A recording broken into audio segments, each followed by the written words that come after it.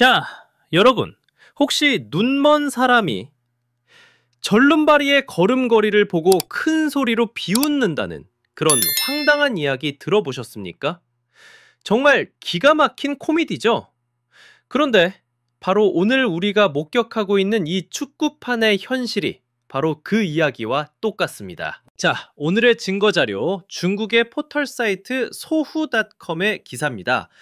그들이 심판대에 올린 피고는 바로 인도 대표팀입니다. 제목이 뭔지 아십니까? 14억 인구를 가지고도 축구 실력은 형편없다. 그들은 인도가 예선에서 보여준 정말 부끄러운 성적들을 조목조목 짚어냅니다. 싱가포르와 비기고 홍콩에게 패배했다는 점을 말이죠. 여기까지 들으면 평범한 분석 기사처럼 들릴 수도 있습니다. 하지만 우리가 이 기소장을 제출한 검사가 누구인지 그 정체를 알게 되는 순간 이 모든 이야기는 완전히 달라집니다. 자, 이제 본격적으로 재판을 시작하겠습니다. 그들이 인도에 씌운 첫 번째 죄목, 14억의 인구를 가지고도 축구는 너무나 형편없다는 것입니다. 글쎄요, 이 문장을 듣고 있으니 정말이지 기시감이 드는군요. 데자뷰라고 하죠. 여러분, 어디서 정말 많이 들어본 소리 아닙니까? 네, 맞습니다. 바로 수십 년 동안 중국 축구 스스로를 올가매던 그 저주, 바로 그들의 이야기입니다. 인도가 홍콩에게 졌다고요? 그걸 비웃는다고요? 아니, 정말 양심이라는 게 있습니까? 바로 얼마 전 자신들이 아시아의 다른 팀들에게 얼마나 처참하게 무너졌는지, 월드컵으로 가는 길이 얼마나 허무하게 막혔는지 벌써 잊었단 말입니까? 그 수많은 투자, 그 거창했던 축구 굴기라는 구호는 대체 어디로 사라졌습니까? 그런데 이제 와서 자신들과 똑같이 아파하는 인도를 향해 손가락질을 하고 있습니다.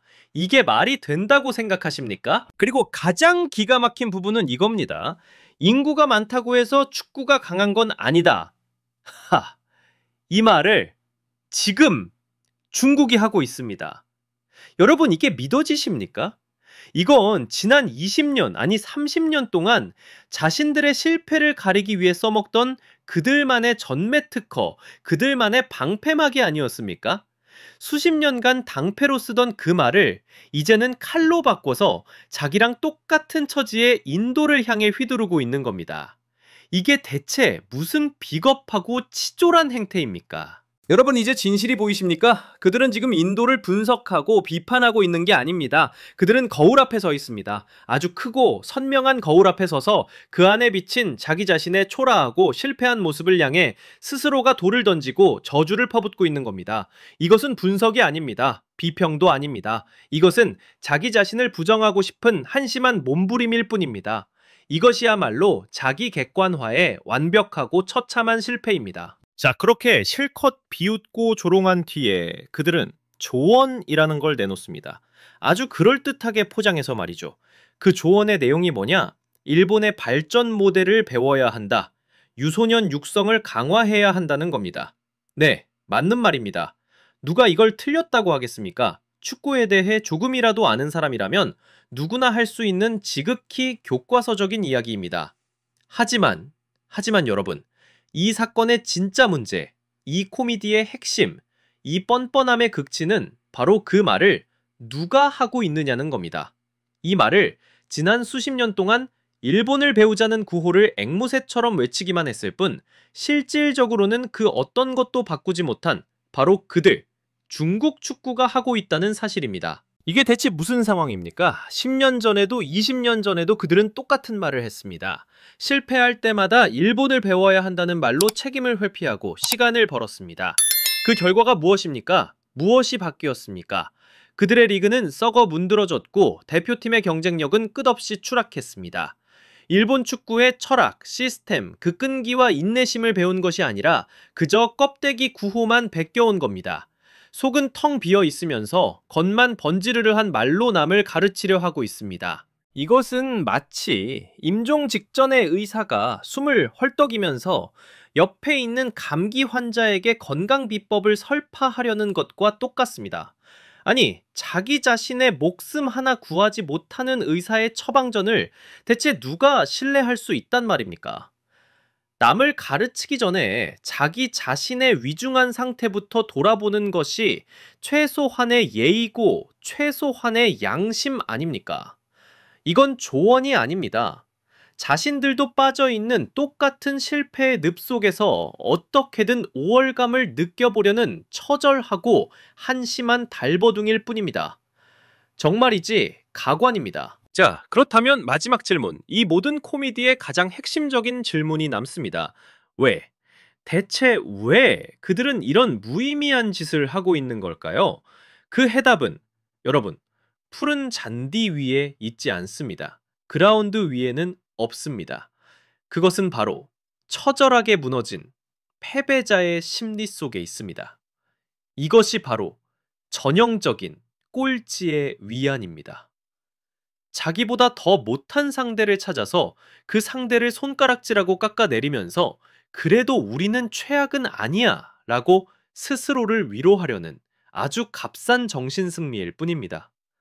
자신들이 마주해야 할 치욕스러운 현실, 수십 년간의 실패라는 그 끔찍한 성적표를 정면으로 바라볼 용기가 없기 때문에 인도를 희생양 삼아 잠시나마 현실로부터 도망치려는 비겁한 행동입니다. 그 기사에서 이런 말이 나옵니다. 두 인구 대국이 모두 축구에서 실패하고 있다. 여러분, 이게 자기 반성으로 들리십니까? 절대 아닙니다. 이것은 자기 반성이 아니라 자신들의 실패를 일반화하려는 아주 교묘한 수작입니다. 봐라, 우리만 실패한 게 아니다. 인구 대국은 원래 축구가 안 된다. 그러니 이건 우리만의 특별한 실패가 아니다라며 실패의 책임을 희석시키고 그 무게를 어떻게든 덜어보려는 얄팍한 계산입니다. 그러니 이것은 분석이 아닙니다. 비판도 아닙니다. 이것은 무력감의 메아리입니다. 인도라는 거울에 비친 자기 자신의 무능하고 나약한 모습을 보며 그 현실을 인정하고 바꿀 용기는 없으니 차라리 그 거울을 향해 소리치고 저주를 퍼붓는 것과 똑같습니다. 스스로를 바꿀 힘이 없는 자가 남을 탓하며 얻는 마지막 위안, 이보다 더 처절하고 비극적인 일이 또 어디 있겠습니까? 결론적으로 이 기사는 인도 축구에 대해 그 어떤 것도 말해주지 않습니다. 이것은 중국 축구가 겪고 있는 비극의 모든 것을, 그 맨얼굴을 전부 드러내고 있습니다.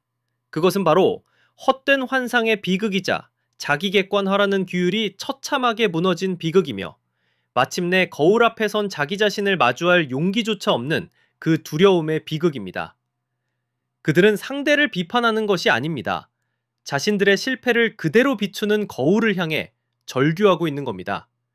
그리고 그것이야말로 진정한 비극입니다. 지금까지 저 김준석의 시각이었습니다. 여러분은 어떻게 생각하십니까? 이 황당한 코미디에서 여러분을 가장 분노하게 만든 장면은 무엇이었습니까? 댓글로 여러분의 생각을 알려주십시오. 그리고 저와 같은 이런 뜨거운 분석을 원하신다면 구독과 좋아요, 알림 설정 잊지 마시고 다음 법정에서 다시 뵙겠습니다. 감사합니다.